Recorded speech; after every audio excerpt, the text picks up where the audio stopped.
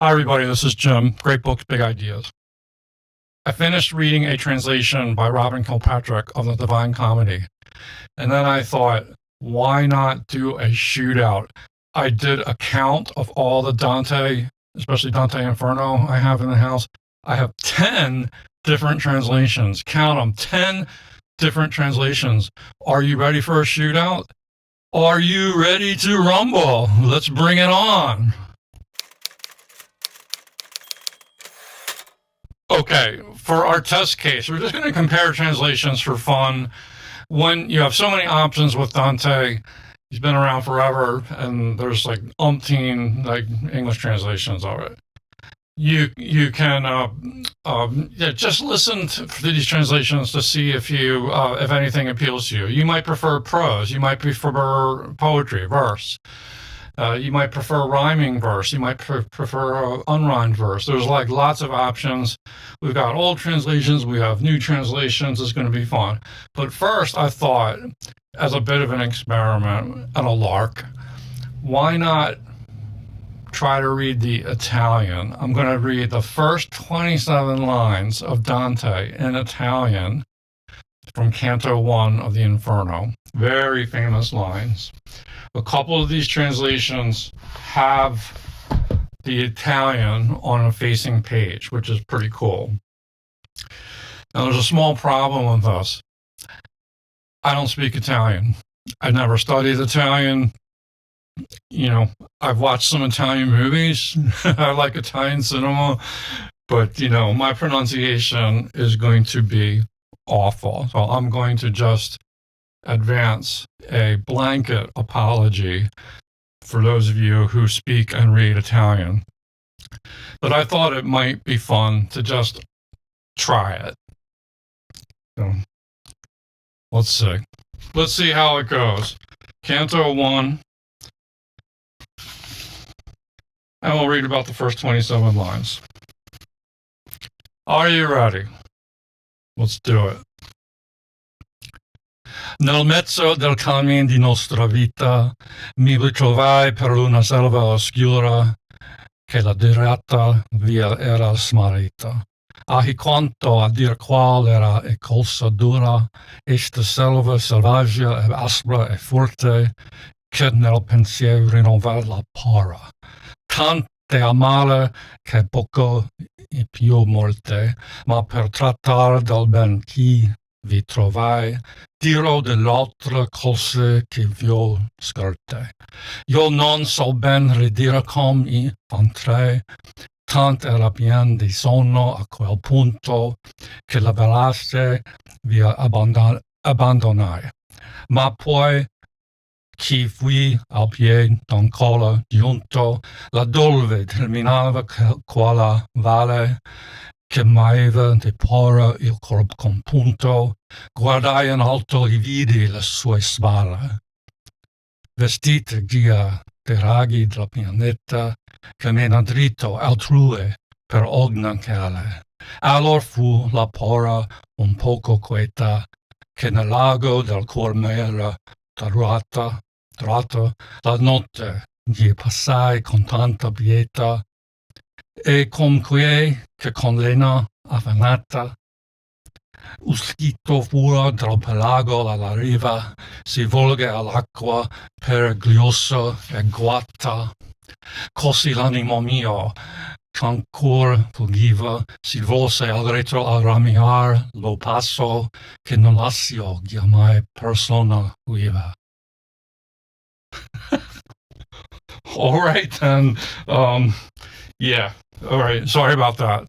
But I just wanted to give some respect to Dante, just like give you some, like a small sense of how it might sound. But you can go on YouTube and you can find like Italian speakers doing this far, far, far, far, far better than I just did. I mean, I'm sure I just slaughtered it. So I apologize for that.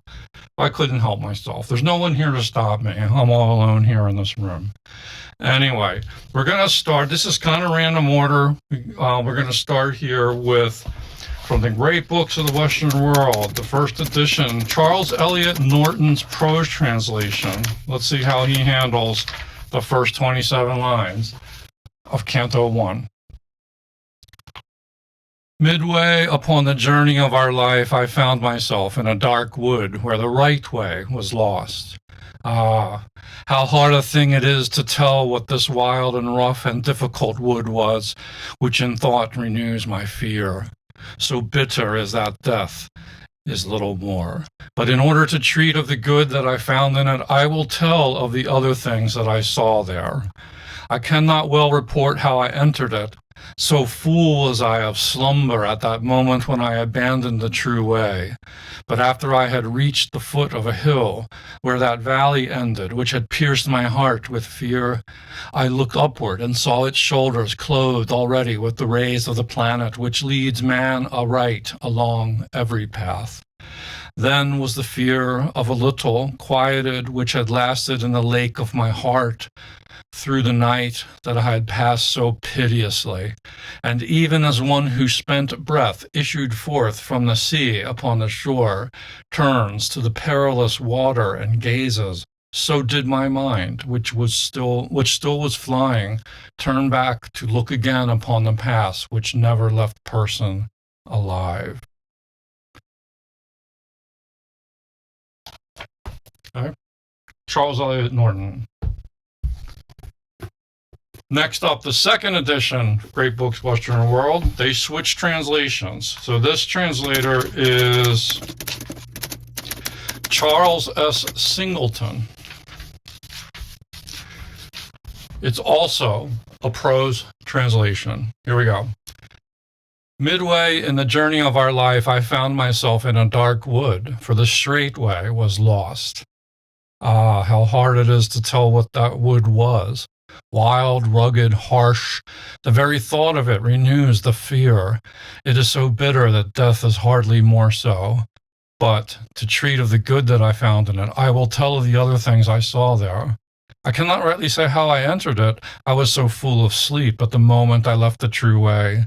But when I had reached the foot of a hill, there at the end of the valley that had pierced my heart with fear, I looked up and saw its shoulders already clad in the rays of the planet that leads men aright by every path. Then the fear was somewhat quieted that had continued in the lake of my heart through the night I had passed so piteously. And as he who with laboring breath has escaped from the deep to the shore turns to look back on the dangerous waters, so my mind, which was still fleeing, turned back to gaze upon the past that never left anyone alive. That's a Singleton. Next up, we turn to a verse translation. This is a Barnes & Noble classic bonded leather hardcover. And it has the Gustave Doré illustrations, which are really add a lot to it. And it's the whole Divine Comedy. This is a verse translation by Henry Wadsworth Longfellow, a very famous American version. So this is our first verse translation. Let's see how Longfellow handles the first 27 lines.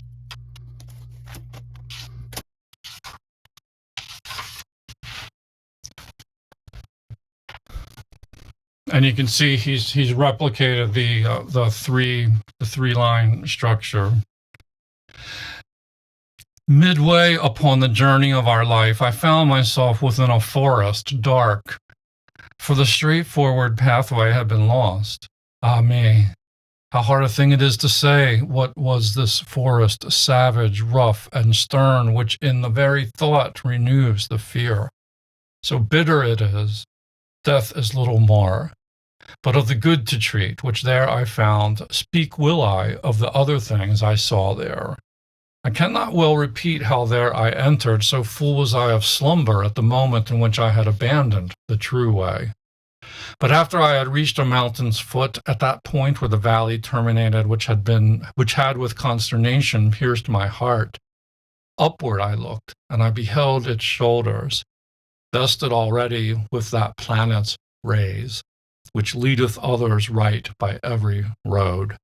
Then was the fear a little quieted that in my heart's lake had endured through the night which I had passed so piteously, and even as he who with distressful breath forth issued from the sea upon the shore turns to the water perilous and gazes, so did my soul that still was fleeing onward turn itself back to re-behold the pass which never yet a living person left.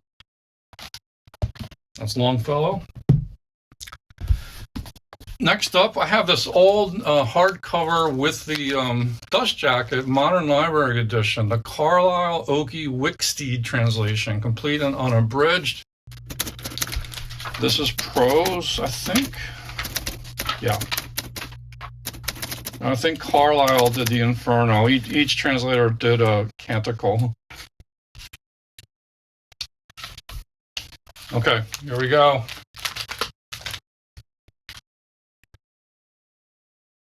In the middle of the journey of our life, I came to myself in a dark wood where the straight way was lost.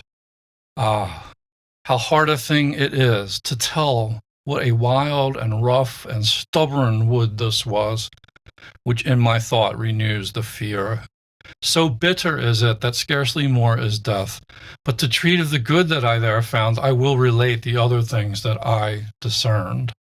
I cannot rightly tell how I entered it, so full of sleep was I about the moment that I left the true way.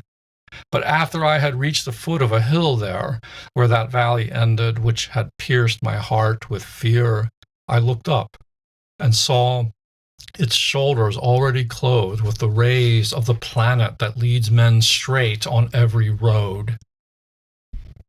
Then the fear was somewhat calmed, which had continued in the lake of my heart the night that I passed so piteously.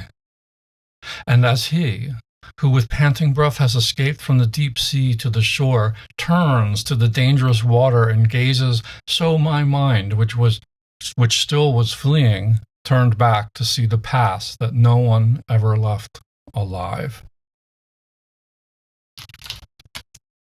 Carlyle-Okey-Wicksteed translation, Old Modern Library. Next, let's go to a more modern translation. This is a new verse translation, not new anymore, by Robert Pinsky, and it's one of the bilingual editions, which is really nice.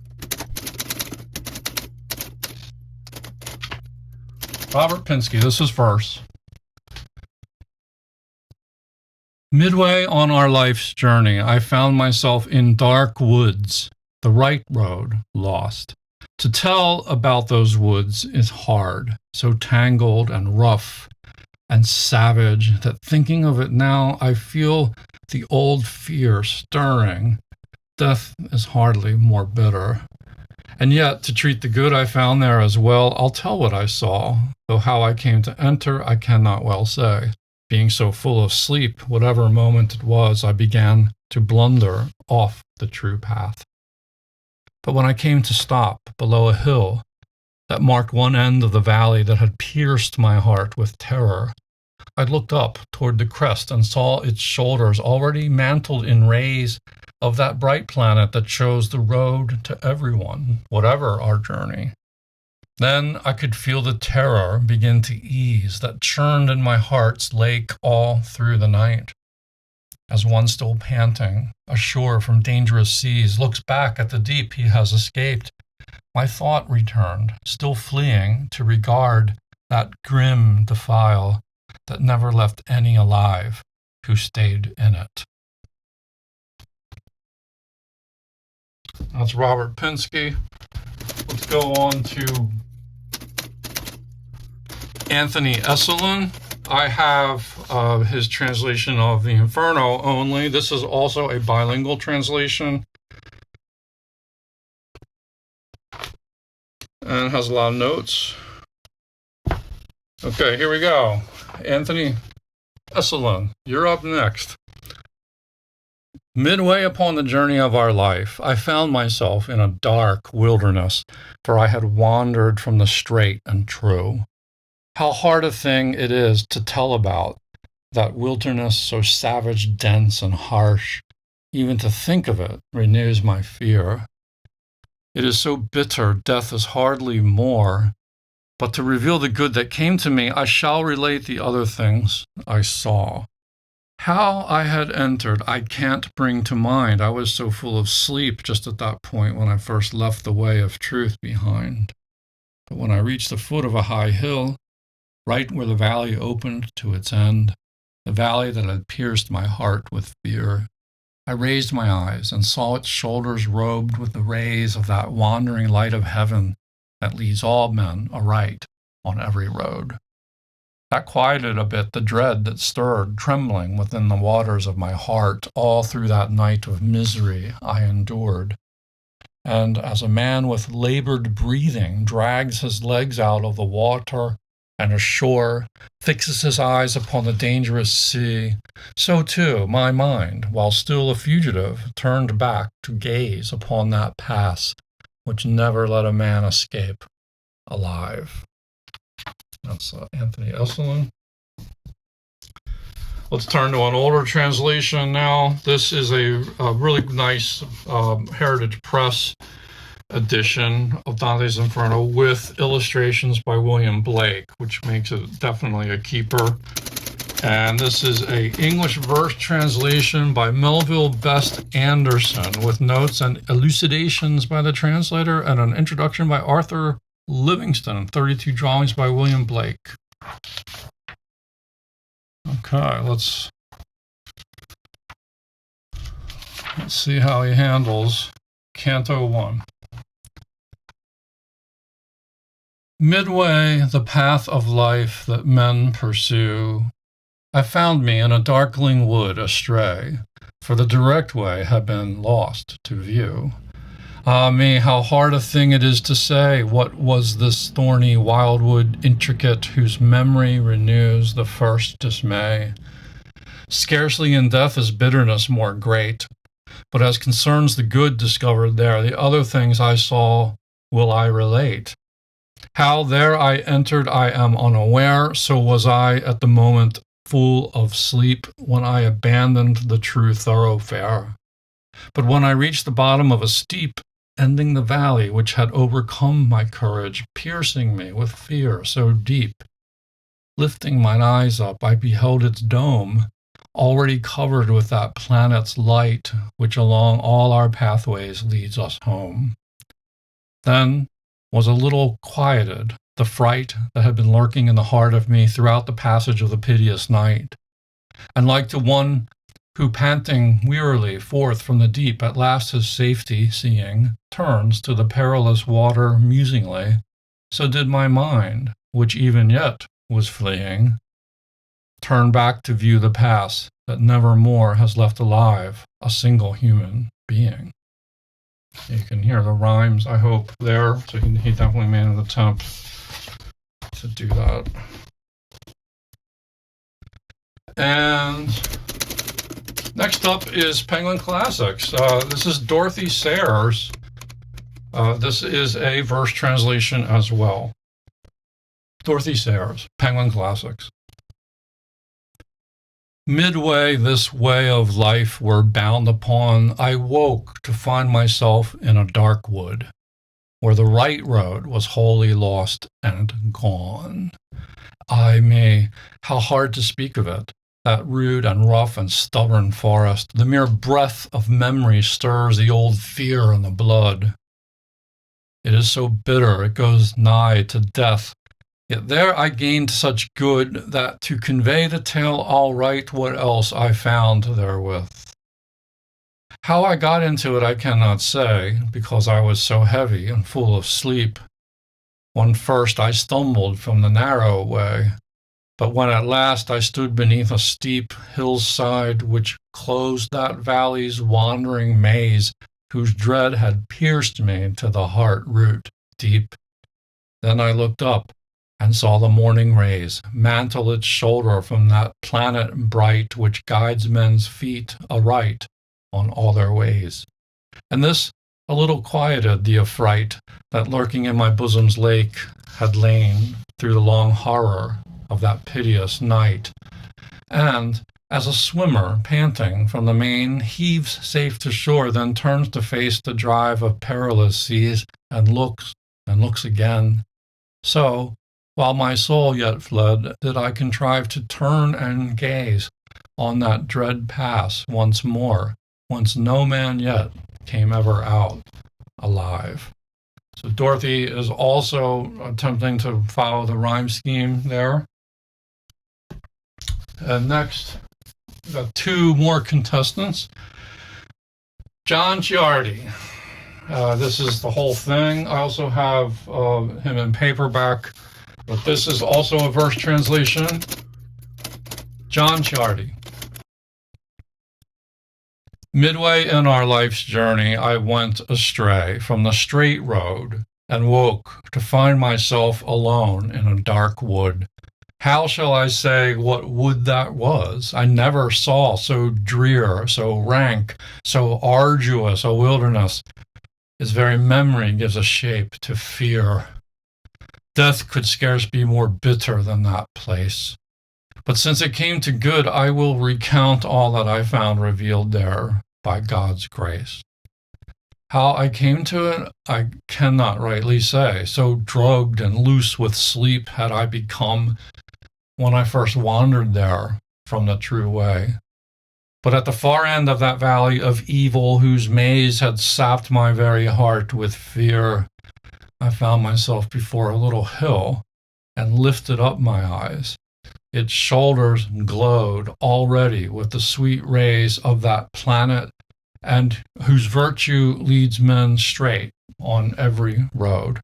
And the shining strengthened me against the fright whose agony had racked the lake of my heart through all the terrors of that piteous night. Just as a swimmer who with his last breath flounders ashore from perilous seas might turn to memorize the wide water of his death, so did I turn, my soul still fugitive from death's surviving image, to stare down that pass that none had ever left alive. And John Ciardi's also trying to do the rhyme in verse. And we're going to wrap up with the edition I just finished a few days ago. That's the Robin Kilpatrick Penguin Classics Deluxe Edition in verse, but I don't think he's really trying to rhyme. This is Robin Kilpatrick. Here we go. At one point, midway on our path in life, I came around and found myself now searching through a dark wood, the right way blurred and lost. How hard it is to say what that wood was, a wilderness, savage, brute, harsh, and wild. Only to think of it renews my fear. So bitter that thought that death is hardly more so. But since my theme will be the good I found there, I mean to speak of other things I saw. I do not know, I cannot rightly say how first I came to be here, so full of sleep, that moment abandoning the true way on. But then, on reaching the foot of a hill which marked the limit of the dark ravine that had before so pierced my heart with panic, I looked to that height and saw its shoulders already clothed in rays from the planet that leads all others on any road aright. My fears at this were somewhat quieted, though terror, awash in the lake of my heart, had lasted all the night I'd passed in anguish. And then, like someone laboring for breath who's safely reaching shore from open sea, still turns and stares across those perilous waves, so in my mind, my thoughts all fleeing still, I turned around to marvel at that strait that let no living soul pass through till now. That's Robin Kilpatrick. All right, let's do some recap. That's a lot of Dante to read. I'm going to divide these into prose and verse and see where we stand. These are just my instant reactions. Most of these translations are verse. I guess I have 3 prose translations. I have the 2 great books ones, and this one. Of the prose translations, I'm pretty clear that I think I like the Carlyle-Okey-Wicksteed the best. But they're all okay, and I think prose might be the most accessible way to read Dante for the first time. So yeah. Just on first blush, I think I liked the Carlyle-Okey-Wicksteed as for prose. Now, for verse, the Longfellow is kind of nice, but wasn't my favorite. Pinsky didn't do a lot for me. Again, we're not really giving a fair shake to these translators. You would have to read like much longer chunks. But I think there's better verse translations than the Pinsky. I liked the Esolen a lot, so that's a contender. I'm going to keep that up here. The Melville Best Anderson was a little too archaic, but I like how he's trying to do the rhymes. But not my favorite. I like the Dorothy Sayers a lot, so I'm going to keep her in the running for verse, trying to narrow this down, narrow the field. The Robin Kilpatrick, not a huge fan of this. I don't think it fared as well. I think I might even like the Pinsky better than this one, but it's sort of down on the lower tiers of the verse translations. And I really like the John Ciardi. So my favorite verse translations were the Ciardi, the Dorothy Sayers, and the Esolen. If you pushed me, and this is just a very quick hot take, I think I would go with these 2, Ciardi and Esolen, maybe as my favorites. But if you can find this in a used bookshop, I like how Dorothy Sayers is rhyming. It's good. All 3 of these are really nice. But just right now, I felt like the Ciardi was maybe the most, spoke to me the most, was like really accessible, felt kind of natural. But the Esolen was really good too. And the Sayers is maybe a little bit older, so it's a little bit harder, but it was excellent. So those are probably my 4 favorites. You got the prose, and by Carlyle-Okey-Wicksteed. This is an old modern library edition. And I probably would go with one of these verse translations as my favorite, but let's just narrow it down to these 4.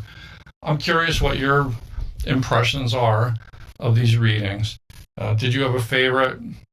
It's interesting to compare how they handled some of what I've considered to be some of the tougher passages in that excerpt. One would be that like long simile about having just washed up on shore, and you turn around, you look at the waters, and that really tests the translator's skill too. And there were a couple lines earlier where things kind of get a bit thorny, and you see how they handle it differently. I don't think any of these translations struck me as particularly bad, but some of them would be a slog versus others. And it's not the translation is not the only thing that matters. So if you're looking for an edition of Dante, you also want to check out the introduction, check out the notes, see if there's enough there to satisfy you. Some people want more notes, some people want less. Some of these translations will include little summaries of what's going on in each canto at the top. In Robin Kilpatrick, he does that more in the notes. And it's interesting. Dante, great poet. I hope you enjoyed this duke out here, this like steel cage match amongst the translators. Who's your last translator standing in your assessment? And I know I didn't exhaust all the translations. I never counted how many translations there are of Dante. There must be like dozens for English translations, but We did 10, which isn't bad. And if you have a favorite, please share your recommendations in the comments. Tell us what you like about it. Anyway, thanks for watching. Thanks for putting up with my Italian, my bad Italian. And we'll see you again soon, I hope. Bye bye.